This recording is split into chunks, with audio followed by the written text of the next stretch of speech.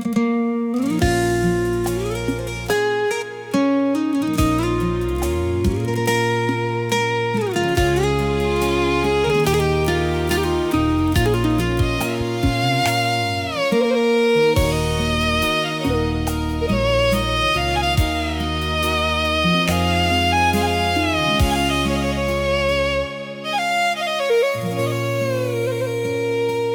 រពន្ធប្រៀបដូចពេទ្យដូចព្រះនេតនឹងសីរសាត្រូវចេះប្រឹងការពារ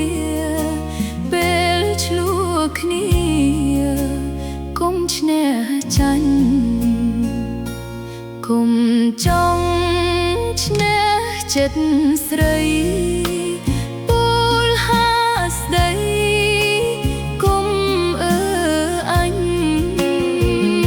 មនុស្សស្រីបើស្រ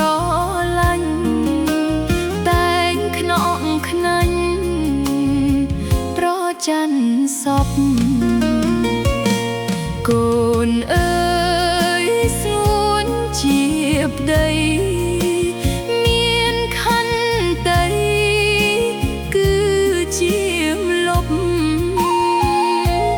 កុំអើយប្រពន្ធស្អប់ចេះកាយកប់រឿងថោកថ្លៃមនុស្សស្រីចិត្តស្រាលណាស់អារម្មណ៍ខ្លះតាមសំដីសរសើរលួងអក្រៃបើបំភ័យឆាប់ស្លោស្លន់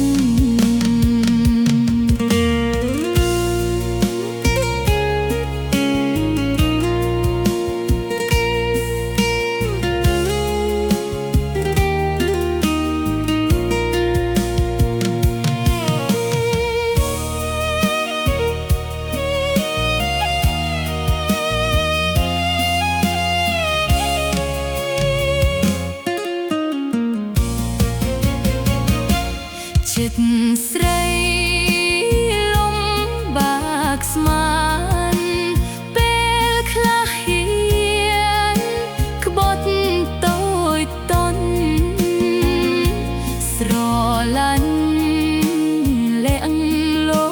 ភលន់ឆាប់តូចតន់លំស្រឡាញ់ជីវិត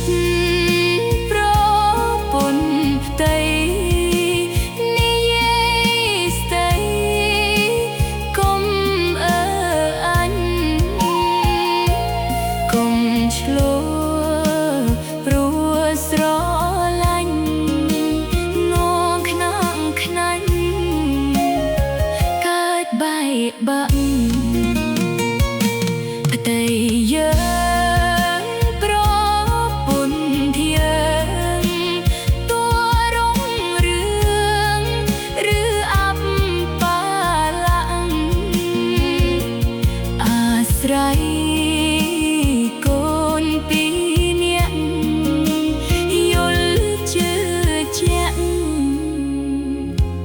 ប្រព